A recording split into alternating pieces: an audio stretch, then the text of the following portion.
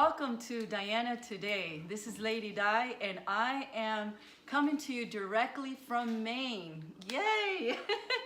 And I am here with my lovely friend, mentor, and I want to say he's more like a father figure in my life. I am here with Emmett Beam. I am so excited. Welcome, Emmett. Not welcome, I'm here in your house. Well, thanks. Welcome to Maine. Yes, thank you. And so most of you already know, some of you know a little bit of the background of my experience in Maine, but I'm going to share briefly a little capsule of why I'm here, who is this amazing man in my life. And so 10 years ago when I moved to Dallas, one of the very first things on my agenda was to attend a divorce recovery program.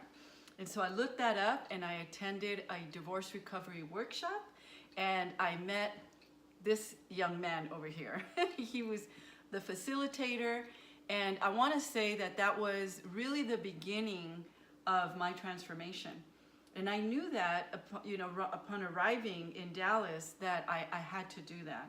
And so from that point on, God began to transform my life and do all the things that he had promised. But thankfully, along the way of God restoring me and God healing my life, Emmett and I remained in contact as a mentor through all of those years. And in 2010, I believe, I get the news that he's moving to Maine. And so, it was a bittersweet because I knew it was a good move for you at the time. But thankfully, we stayed in touch, and he has played a huge role in my life as a mentor. And so, fast forward, April of 2017, I start going through a journey that most of you are aware. I've been talking a little bit about that. And there, Emmett steps in once again as a mentor, pulling me in, drawing me back to Maine to seek God out for my next. And so since then, it's been an amazing journey. So I want to turn it over to Emmett and just first of all express my gratitude for everything that you've done from day one. And I haven't been an easy one. Yeah, okay. But thank you, Emmett. Thank you for being such an important person in my life. And so I want to turn it over to you so you can share with our audience a little bit more about yourself and a little bit more about our journey. Well, thank you, Diana. It's a pleasure of mine to call you a friend, and you're just an exceptional woman, and it's just an honor to be part of your journey and to be with you. You're exceptional. You're I could do this whole interview just talking about you and all the adjectives and how I feel about you. You're so special and full of kindness and love and compassion, and just an exceptional woman. And so I'm glad you're giving me the opportunity to interview you. Yes. Where you're... No, you kind of turned the tables on me, though, because this is not going to be easy. Oh.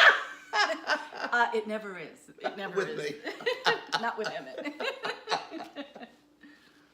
So, Diana, let's tell everyone about just a very brief thing about your childhood, where you were born, how many siblings you had. Oh, okay, very nice. Well, I was born in Brooklyn, New York, and so my flight out here was very pleasant this time around because I got to do a stop in New York. So I was born in Brooklyn, New York, and I was there a very short term. I was there from the time of my birth until I was about 2 years old, and then we relocated to California. And when I say we, I'm talking about my mom and my two sisters. I'm the middle child, so I have an older sister and a younger sister. Yeah, so I grew up in California, and all the way up until 2007, that I believe that God divinely shipped me over to Texas. So that's a little bit of my background about my upbringing. All right, so when did you notice that maybe you were exceptional and you had some special gifts? Well, the exceptional part didn't come till much later, right? Because it's kind of hard for us to come to that place of saying, oh, I'm exceptional. But I did have an amazing experience when I was in high school. There was a high school coach that my junior year I believe it was, no, my sophomore year, he was just a fun coach and a very handsome coach. So all the little girls, we just liked him. But my junior year, when he came back from being out in the summer, he was a different person. And so there was this glow about him, and he wasn't that same, guy, coach that we knew. And lo and behold, during lunchtime, he would stand on the lunch tables and start preaching. And I didn't know what preaching was at that time. I mean, I wasn't raised that way. And I didn't understand not even half of what he said, but I felt the presence of God. And so one of my high school friends invited me to go visit his church after school. And it was just amazing. And that day I gave my life to Christ. And so at the age of 18 years old, I just felt this overwhelming desire and passion to preach the Word of God. Now, I didn't know if girls could preach or not.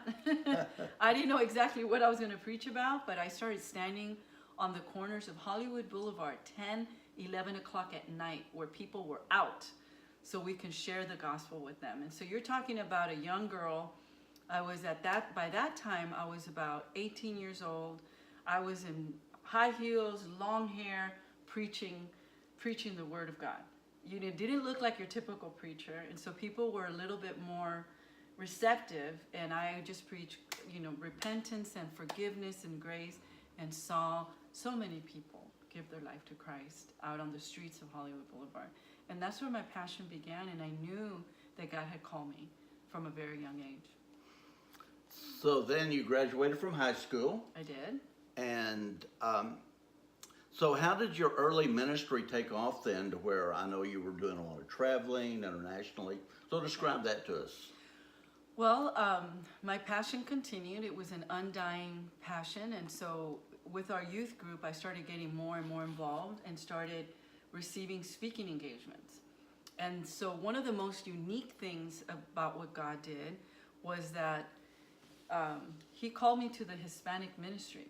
And I'll tell you this, I literally said to God, really, God, like, are you making a mistake? I don't even speak Spanish that well. But he was very clear with me that I was going to be used to bring, word to the Latin American woman, to the Hispanic woman, a word of encouragement, a word of challenge, and a word of taking women's lives to another level. And sure enough, just as God showed it to me, that's exactly how it came to pass. And I just started accepting speaking engagements, and it just began to grow and to grow. And then at the very young age of 22, I married a pastor, senior pastor. And so we oversaw many, churches throughout Latin America and the United States. And God just began to open different doors. And I had the opportunity to preach in different conventions and also host events that started out with a group of 30, 40 women that grew to over 1,000 through the years. And as the event grew, I grew with it as well, which is now, I sit in a place of such gratitude because I understand now what it takes to do that. So you got married? Yes, I did. And so tell us about getting married, if you had kids, and that. Well, I was married for 18 years, and so my first child, I call him my bonus son because I married into having a son. His name is David, and so he will forever be my bonus son. And then I had two daughters, Priscilla and Raquel. Priscilla is now 26 years old, and Raquel is 22 years old. So they are my babies. They will forever be my babies. All right, let's jump ahead and get into where you are today. Okay. And where you're going in the next season of your life. Right. So kind of give us a description of what you see as your next, right now, your vision. Mm-hmm. Just a short version. You seem to answer half my questions here, and I don't get to ask them. So. Yeah, well, you were two communicators here, so I jump ahead very quickly. So my next right now, I'm excited, and part of my next is actually being here with you, because ever since I moved to Texas, I've always been very purpose-driven. In California, I did television, radio, and wrote for a few magazines. And so when you go through a divorce, a lot of things come to a halt because you need to be healthy, and you need to be, God begins to redesign you. And it has nothing to do what others think you should be doing. It's what God thinks that you should be doing. And you want to do it in a healthy way. And thankfully, by the grace of God, I took the time to do that. But in Texas, I've been able to, had the privilege of, I was on the Word Network for some time, and I've done the Whatever It Takes show on Blog Talk Radio and LA Live. So I've had these opportunities while being in corporate, right? And so in corporate, I learned so many things. And so after this experience back in April, where my career in corporate came to an absolute halt, God completely turned my life around. And so whatever I was doing and having a passion for, now I am actually doing it more intentionally. So my next is I'm doing a life coaching. I am doing life coaching, motivational speaking. And as you know, what was actually birthed out here in Maine was I'm writing a book. And one of the purpose of me being here is so I can finish writing my book. So from your heart, what is the big why you're doing what you're doing? The big why is it's tapping into God's heart. It's, you know, a lot of people ask me, how do you know what you're assigned to? And I always say, whatever makes you stop dead in your tracks, that you're unable to look the other way, are the very things that you're assigned to. There are things that do not touch my heartstrings. You know, I feel maybe sad or sympathy, but not empathy, which is different. But the things that touch the heartstrings, your heartstrings, are the things that you're assigned to. And I strongly believe I am assigned to, when I see someone going through brokenness, any form of brokenness, letting them know there is grace, there's restoration, and there is joy on the other side of disappointment. If you can just get through that season, if you can just get through that moment, there is a great amount of joy on the other side of it. The one that has the last word and the author and signer of our destiny is Jesus Christ. It's not man, it's not an organization, it's not our career, and it's not the last name that we adapt to throughout our life. It is, he has the last word in our life. And his chapters, they continue. Okay, tell us who you are. What kind of, like a mantra do you have? How do you describe yourself? Well, how do I describe my ministry? It's restore, equip, and empower. Restore someone. Restore their value. And then equip them with new resources and then empower them to go be better. But my mantra is, it ain't over until God says so. So do you have like a mission statement for your ministry? I don't think I have a formal mission statement. That's a good question, Emmett. Maybe I should polish up my mission statement. I do have a brief one, but it's basically my mission is to see lives restored. Nothing brings me more joy. And this is not only marriage related. This is just people, whether it be, it can be a relationship. I have right now, this very moment, a couple that are celebrating their anniversary that were on the brink of a divorce. I just saw it today, and I'm overjoyed because God restored their marriage. It could be somebody that lost a job, such as myself, that I went through that. But it could be parenting. I am now living something with my daughters that I didn't think I would be living. So it's bringing a word of hope and a word of encouragement, but letting them know God's got this, and you're gonna get through. And I've had to walk through some very troubled waters to be able to say that with absolute confidence that God is gonna get you through. So what is your long-term goals for your ministry? My long-term goals, is to see me reaching many more, thousands of people for the glory of God. All right. So what's your vision for the next 1 year? For the next 1 year, I want to see my life coaching business grow. I want to be able to impart to other people and strengthen them, empower them to be the best version of themselves. Kind of, you know, this is something that I maybe have a slightly different view on. We can glance at the rearview mirror because we need to remember where we were and how we got here, but not stare at the rearview mirror, right? We can't ignore it, because whatever's in the rearview mirror has shaped us to think and feel the way we do and to behave the way we do. So I can't ignore that. I don't like to waste a lot of time there. I want us to get going. All right, you're going to get going. So what is going to be the big thing people are going to see from you when you get going in 2019? Well, one of the things that people are going to see is I'm going to have a book called Chase Purpose. It will be ready for your reading. It's an instructional book on how to overcome obstacles, how to chase your purpose, what it takes to overcome. And one of the teasers that I always say, the very first obstacle that you will run into when you chase purpose is yourself.